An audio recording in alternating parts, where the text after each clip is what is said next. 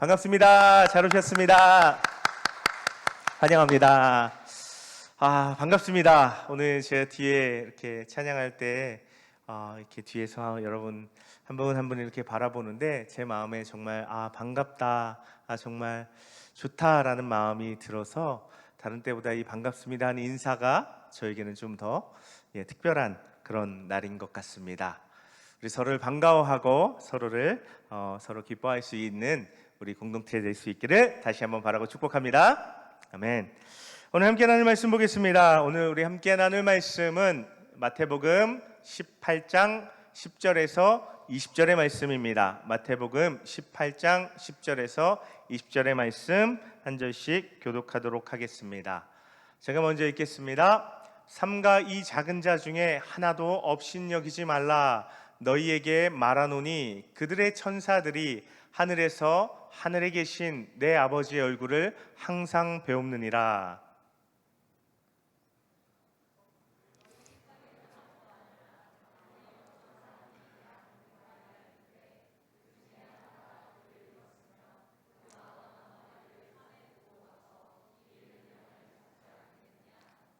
진실로 너희에게 이르노니 만일 찾으면 길을 잃지 아니한 99마리보다 이것을 더 기뻐하리라.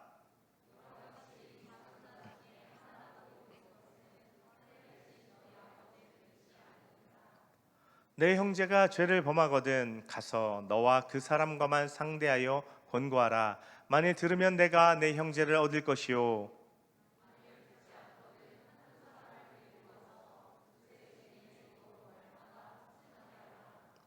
만일 그들의 말도 듣지 않거든 교회의 말하고 교회의 말도 듣지 않거든 이방인과 세리와 같이 여기라.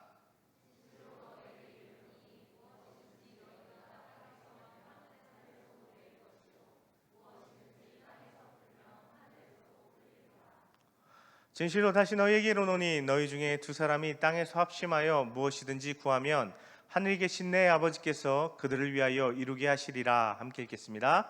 두세 사람이 내 이름으로 모인 곳에는 나도 그들 중에 있느니라. 아멘. 오늘 이 마태복음 18장 10절에서 20절의 말씀으로 우리가 교회라면 라는 제목으로 하나님 주신 은혜를 나누어 보도록 하겠습니다. 오늘과 함께 읽은 이 마태복음 18장의 말씀은요, 마태복음에 기록된 예수님의 가르침, 강화 몇 개가 있죠? 마태복음에 나오는 예수님의 가르침 꾸러미 몇 가지가 있죠? 5가지, 그렇죠? 5가지의 예수님의 가르침 중에 네 번째에 해당되는 그 네 번째 강화의 말씀입니다. 그런데 이 18장의 말씀은요, 우리가 앞서서 살펴본 16장에서 베드로가 주는 그리스도시요 살아계신 하나님의 아들이시니이다 라는 고백을 하고 예수님께서 이 반석 위에 내 교회를 세우겠다 하시면서 교회의 시작을 말씀하셨죠. 그것에 이어지는 말씀으로 구별된 제자 공동체, 다시 말해서 교회 안에서 서로가 어떤 관계를 맺어야 하고 서로를 어떻게 대해야 하는지에 대한 말씀에 대한 그 가르침이 오늘 이 18장의 말씀이다 하는 것입니다. 그렇게 해요. 오늘 우리가 읽은 본문의 말씀은 그 중에서도 좀 핵심이 되는 말씀이라 할 수 있을 것입니다. 그래서 그 말씀을 더 자세히 좀 들여다보려고 하는데요. 10절의 말씀을 보면요, 10절의 말씀 같이 한번 읽어볼까요? 네, 같이 한번 읽어보겠습니다. 삼가 이 작은 자 중에 하나도 업신여기지 말라. 너희에게 말하노니 그들의 천사들이 하늘에 계신 내 아버지의 얼굴을 항상 배움느니라 라고 말씀하고 있습니다. 이 10절의 말씀이 분명히 말하는 것은 이것이죠. 시작하자마자 예수님 말씀하시는 것은 이 작은 자 중에 한 사람도 업신여기지 말라라고 분명하게 단호하게 말씀하시는 것입니다. 이 그 작은 자라는 것은요, 예수님 앞에 있는 어떤 특정한 한 사람을 이야기하는 것이 아니라 예수님 앞에 모여있는 지금 제자들 전부를 가리키는 표현입니다. 바로 앞에 18장이 시작될 때 보면 천국에서 누가 큰 자입니까? 했을 때 천국에서 큰 자는 오히려 스스로를 낮추는 어린아이 같이 낮추는 자라고 예수님께서 말씀하신 것처럼 예수님을 따라서 스스로를 낮출 수 있는 그러한 작은 자, 예수님의 제자들을 가리키는 표현이었습니다. 예수님의 제자 공동체인 교회 안에서 그렇게 이 업신여기지 말라 이 말은 예수님의 제자 공동체인 교회 안에서 누구도 상대방을, 다른 사람을 업신여기지 말라라고 예수님 말씀하시는 것입니다. 여기서 업신여긴다라는 말은요, 낮다, 낮게 뭐 이런 표현과 생각하다라는 이 두 단어가 합쳐져서 낮게 생각한다라는 것이 원어를 직역했을 때 나오는 표현입니다. 그런데 그래서 낮게 생각한다, 그렇기 때문에 얕본다, 경멸한다, 이런 의미가 이 단어 가운데 들어있다 하는 것입니다. 이것은요, 예수님의 제자들을 작은 자로 이야기하는 것뿐만 아니라 예수님의 제자들은요, 세상 가운데서 세상의 관점으로 볼 때, 세상 사람들이 눈으로 봤을 때 작은 자처럼, 별거 아닌 사람들처럼 보일 수 있다 하는 것입니다. 그런데 그 세상 사람들이 보는 예수님의 제자들을 작은 자로 보는 그 세상의 관점으로 예수님 안에 있는, 교회 안에 있는 너희들조차도 그 세상의 관점으로 서로를 바라보아서는, 서로를 판단해서는, 서로를 평가해서는 안 된다라는 것이 예수님의 이 업신여기지 말라라는 말씀의 뜻이라는 것입니다. 우리는 이 말씀을 좀 더 심각하게 우리가 받아들이면서 오늘 말씀을 시작할 수 있으면 좋겠는데, 우리가 교회 안에서 서로를 바라볼 때 어떻게 바라보고 있습니까? 그 사람의 가진 것, 스펙, 어떤 상황, 배경 이런 것으로 바라보고 있습니까? 아니면 정말 그 사람 그 자체로, 그 사람을 너무나도 귀한 하나님의 자녀로 바라보고 있습니까? 우리에게 예수님 이 도전을 하시는 말씀이 바로 이것입니다. 자, 그래서요, 그 말씀을 하시면서 예수님께서 뒤이어서 무슨 말이지? 싶은 말씀을 하세요. 그러는 그들의 천사들이 하늘에서 하늘에 계신 내 아버지의 얼굴을 항상 배움느니라 하는 말씀입니다. 뭐지? 이거 수호천사 얘기하는 건가? 뭐 이렇게 생각할 수도 있는데, 그것보다는 하늘의 천사들이 하나님 앞에 나아가서 날마다 매 순간마다 무엇인가를 알아일 겁니다. 그런데 천사들은 근본적으로 하나님의 백성들을 돕고 지키고 보호하는 역할을 하는 그런 역할을 가진 자들이기 때문에 하나님 앞에 작은 자들, 예수님의 제자들에 대해서 끊임없이 아뢰이면서 하나님의 어떤 요청을 하기도 하고 하나님께 뭔가를 말씀드리기도 할 것입니다. 천사들이, 하늘에 있는 천사가, 하나님 앞에 있는 천사들이 이 땅에 있는 예수님의 제자들에 대해서 하나님께 그렇게 아뢰인다 하는 것은 하나님이 이 땅의 제자들을 알고 계신다는 것이고, 또 관심을 갖고 계신다는 것이고, 귀히 여기신다라는 말입니다. 하나님이 귀히 여기시는 이런 교회 안의 제자들을, 예수님의 제자들을, 교회 성도들을 너희가 어떻게 바라보아야 하느냐, 업신여기서는 안 된다라고 예수님 분명히 말씀하시는 것이 이 10절의 말씀입니다. 그런데 왜 예수님께서 갑자기 이런 말씀을 하실까? 여기에 오늘 초점을 두고 이 말씀을 계속해서 본문의 말씀을 따라가 보아야 합니다. 이 10절의 바로 앞에 보면요, 누가 큰 자입니까? 라는 질문뿐만 아니라 예수님께서 야, 다른 사람 실족하게 하면 안 돼 라는 것부터 시작해서 죄에 대해서 굉장히 단호한 태도를 가지고 죄를 멀리 해야 돼, 이런 이제 말씀들을 해오세요. 그리고 이 말씀을 하시는 거죠. 그리고 그렇다면 이 문맥 가운데서, 이러한 맥락 가운데서 이어지는 말씀이 무엇인지를 살펴보면서 이 말의 의미를 우리가 더 깊이 들여다볼 수 있을 것입니다. 그래서 12절의 말씀을 좀 보면요, 12절의 말씀 좀 보면 이 말씀 좀 같이 봤으면 좋겠어요. 제가 읽어볼게요. 너희 생각에는 어떠하냐? 만일 어떤 사람이 양 100마리가 있는데 그 중에 하나가 길을 잃었으면 그 99마리를 산에 두고 가서 길 잃은 양을 찾지 않겠느냐라고 말하는 이 말씀입니다. 그런데 이 말씀은요, 잘 아는 말씀 같은데, 어디서 본 것 같은데 싶은데 성경에서요, 여기도 나오고 또 다른 한 부분에서 나와요. 누가복음 15장 4절에서 나오는데요, 누가복음 15장에는요 잃어버린 세 가지에 대한 말씀입니다. 잃어버린 양, 잃어버린 드라크마, 잃어버린 아들에 대한 이야기들이 쭉쭉쭉쭉 이어져 나오고 있어요. 그래서 누가복음 15장 4절에도 보면 오늘 읽은 이 말씀과 비슷한 잃어버린 양에 대한 그 말씀이 나오는데, 이 말씀을 보면요, 너희 중에 어떤 사람이 양 100마리가 있는데 그 중 하나를 잃으면 99마리를 들에 두고 그 잃은 것을 찾아내기까지 찾아다니지 아니하겠느냐라고 얘기해요. 똑같은데? 똑같은 말씀이 마태복음에도 나오고 누가복음에도 나오는구나 라고 생각할 수 있어요.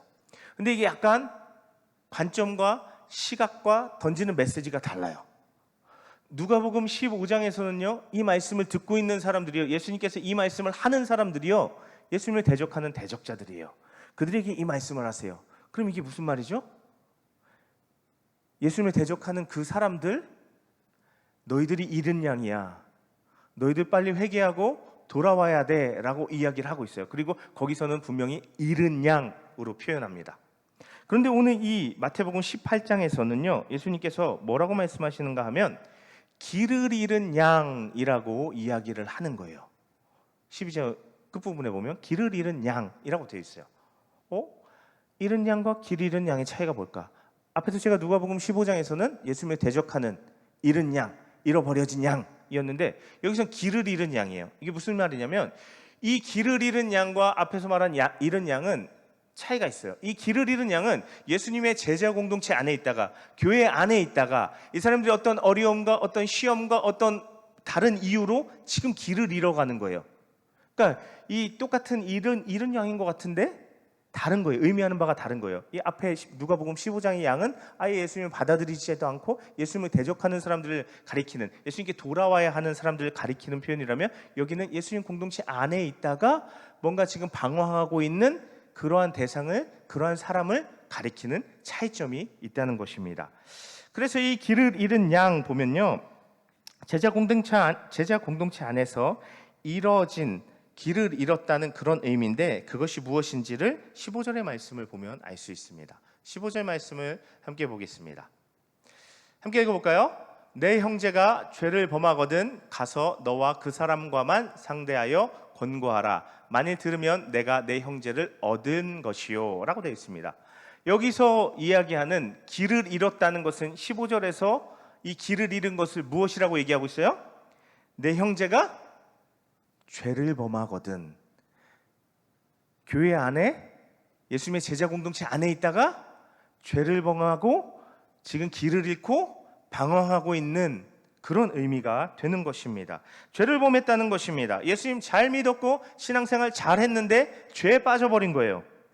여기서 죄는요, 물론 특정한 어떤 하나하나의 죄악일 수 있어요.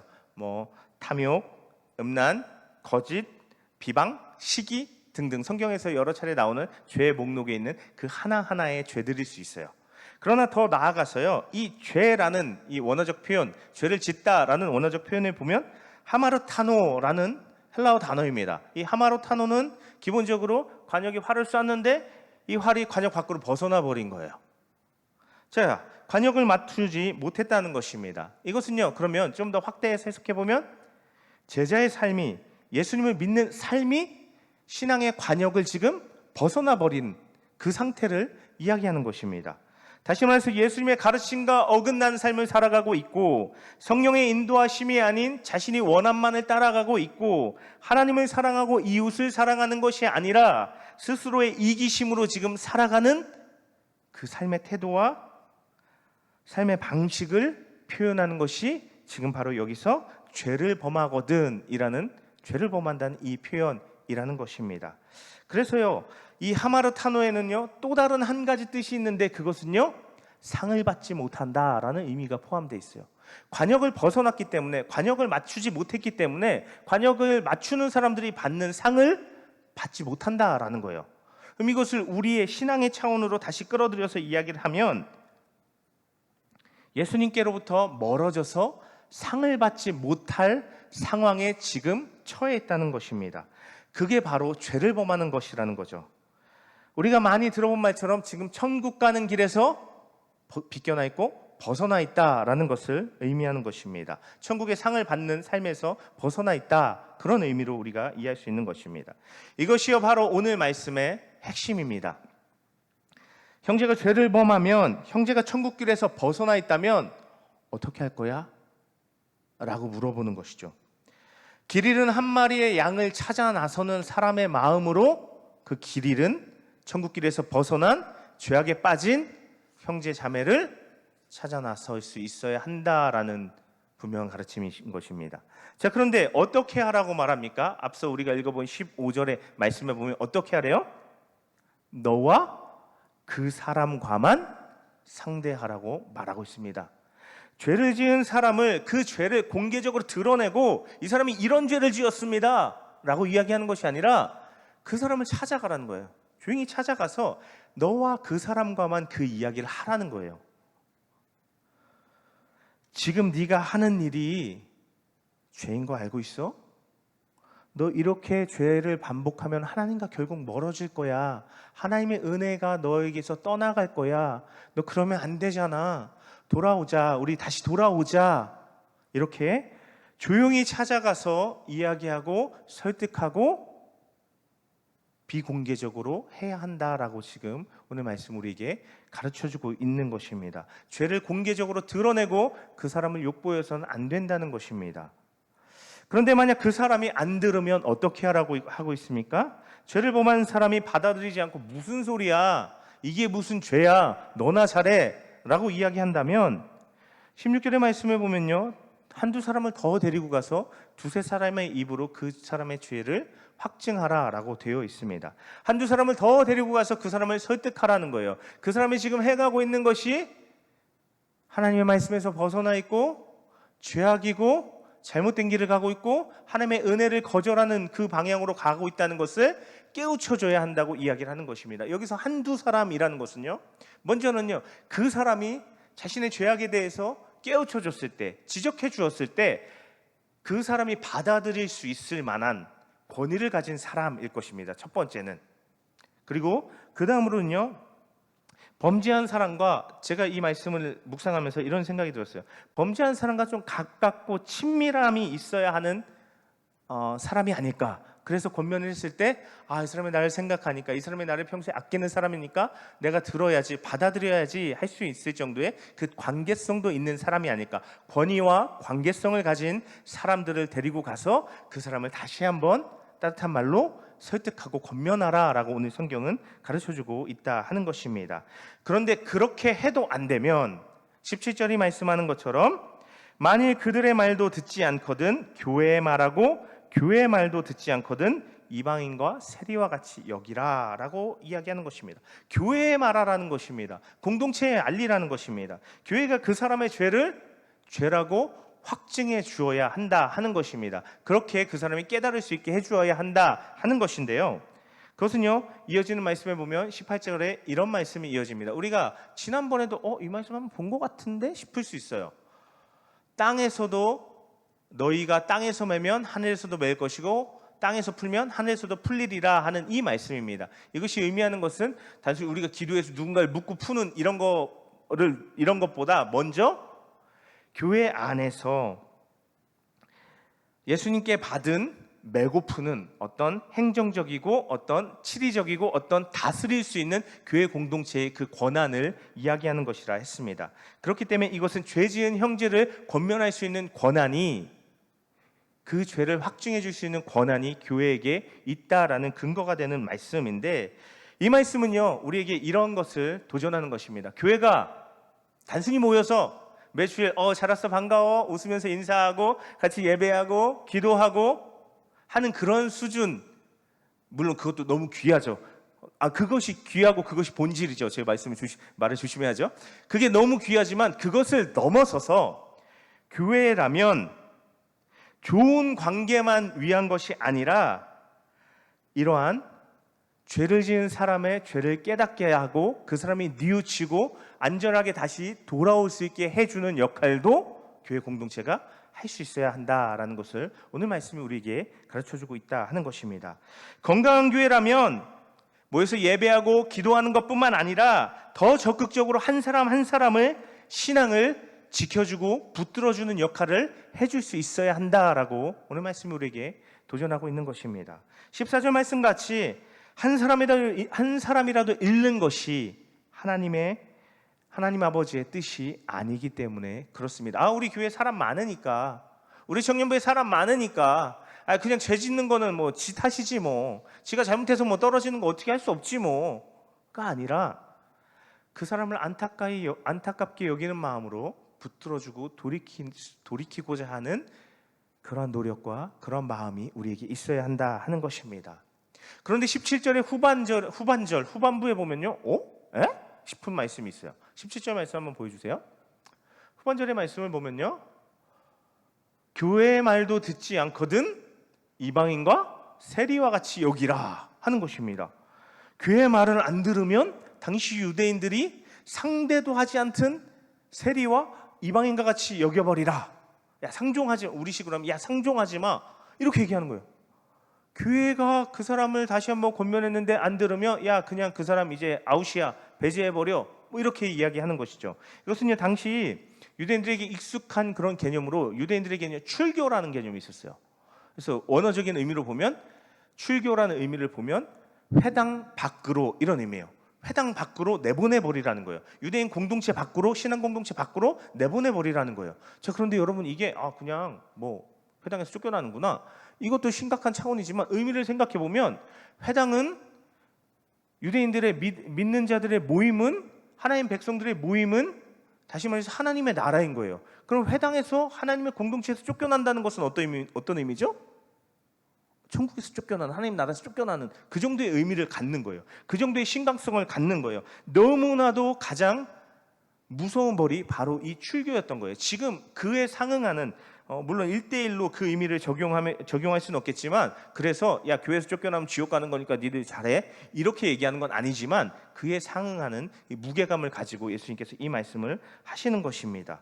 물론요 이게 야 교회 쫓겨나면 다 지옥 가니까 교회 똑바로 해, 생활 잘해, 뭐 이런 의미로 받아들여지면 이거 이제 악용하는 거죠. 우리가 악용할 수 있는 거예요. 너 이렇게 똑바로 하는데 쫓아내버려, 뭐 이런 그런 의미로 악용하면 안 된다는 거죠. 그런데 다만 교회 공동체에서 배제를 당하는 것이 얼마나 두려운 일인지를 지금 밝히는 건데, 사실 이 말씀을 묵상하면서 제 마음에 굉장히 안타까움은 이런 거였어요.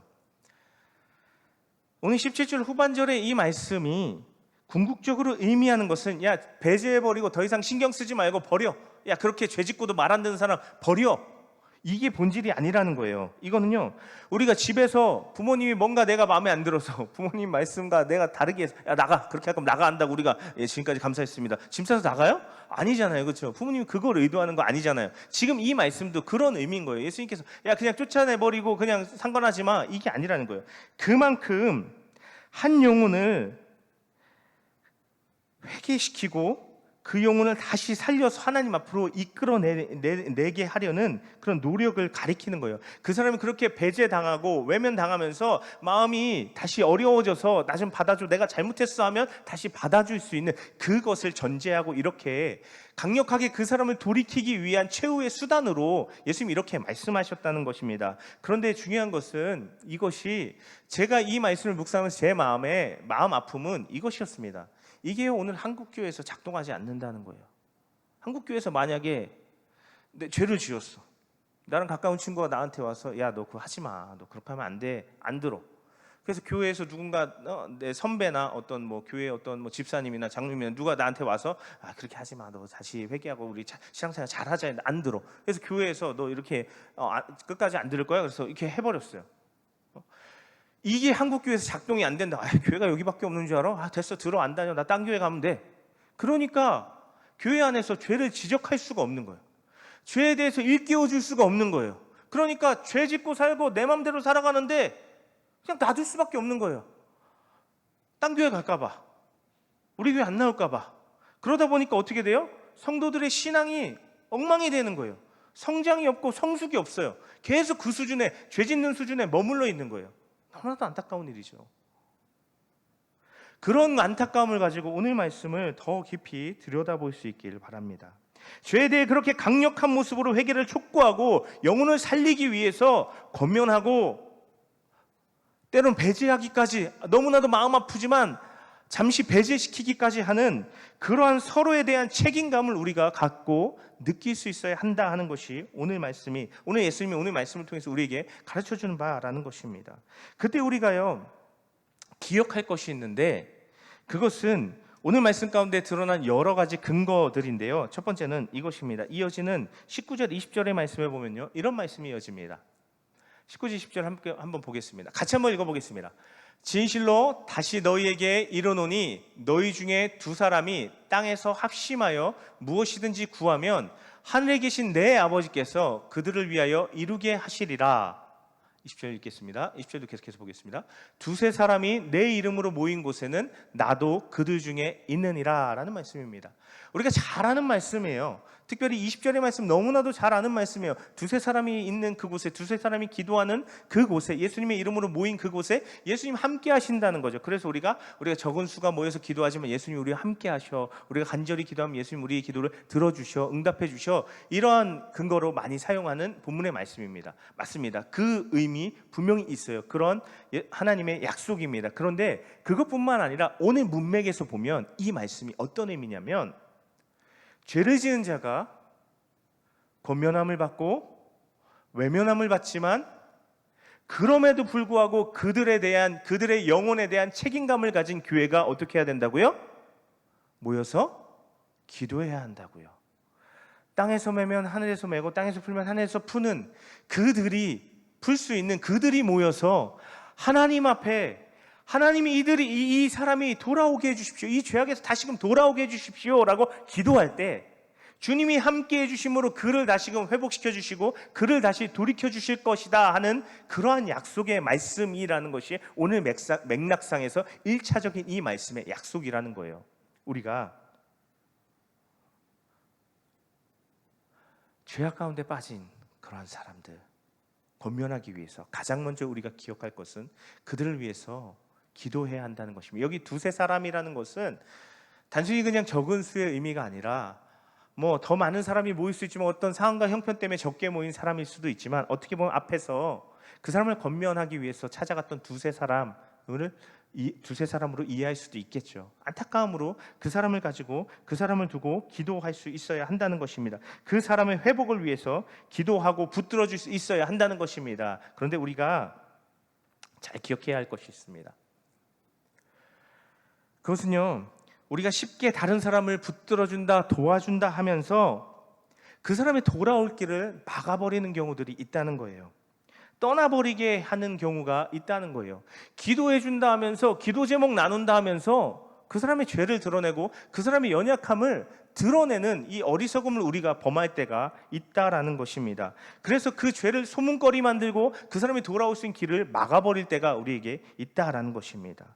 그러나 우리가 교회라면 죄를 나눠질 수 있어야 할 것입니다. 같이 죄를 짓는다 그런 의미가 아니라 죄값을 나눠질 수 있다 하는 것이 아니라 다만 서로의 죄를 일깨워주고 죄를 떠날 수 있도록 도와주어야 한다 하는 것입니다.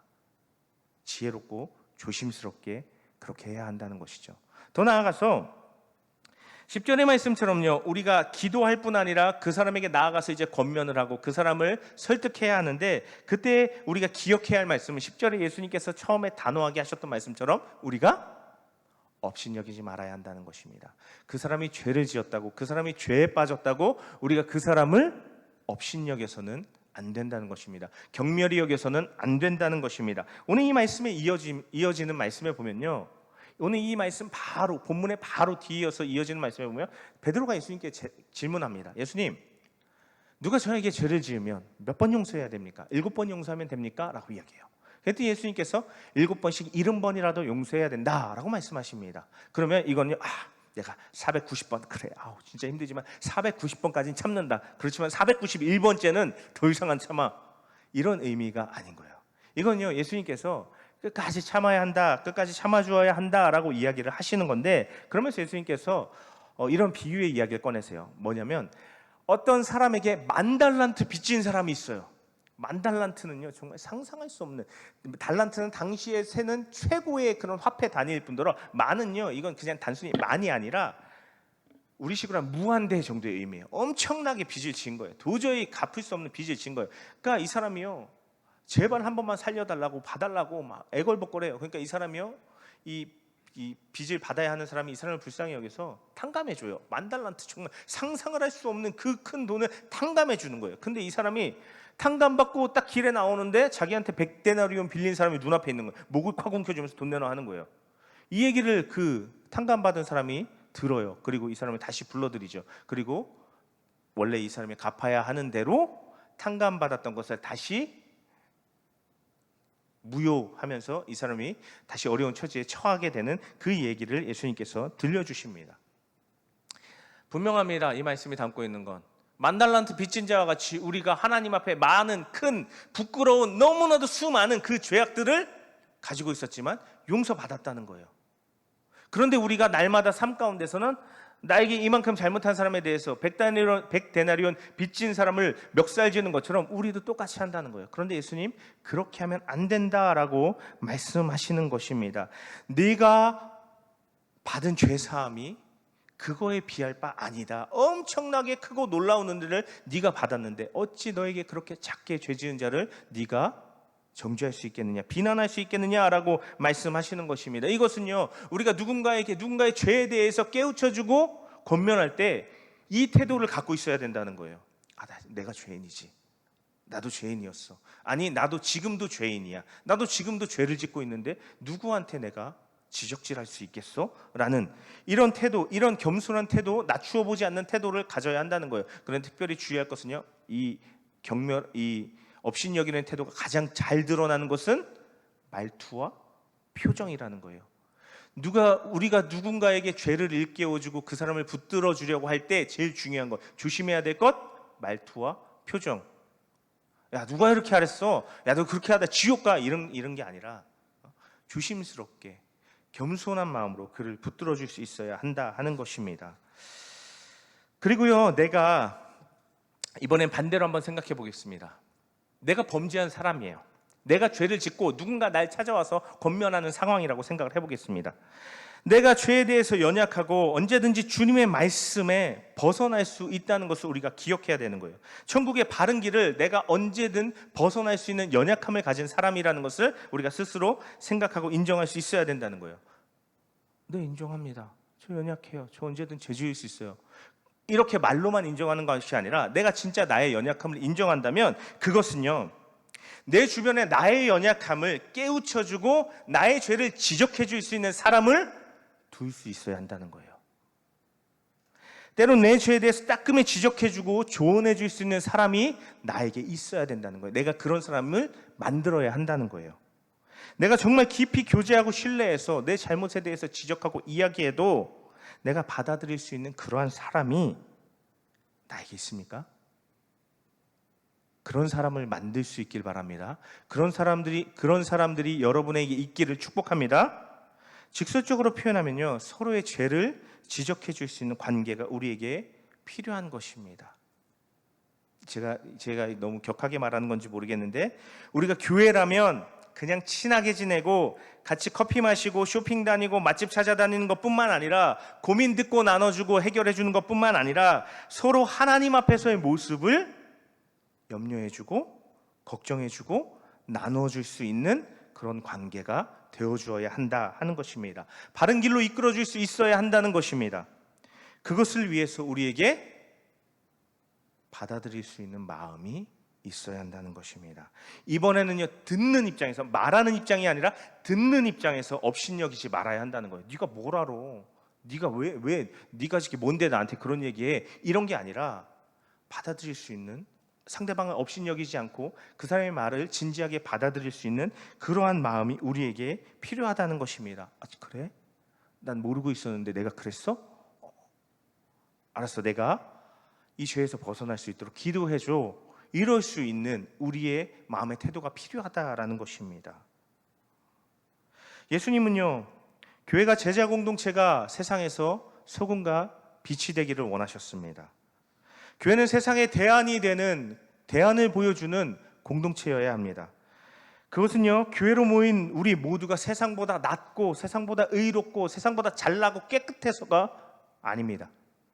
오히려 우리의 부족함이 있지만, 연약함이 있지만, 우리가 그러한 예수님의 소금과 빛이 되는 그 공동체를 향한 거룩한 열망과 거룩한 열심과 거룩한 열정을 가지고 서로가 소금이 되고 빛이 될 수 있도록 우리가 도울 수 있어야 한다는 것입니다.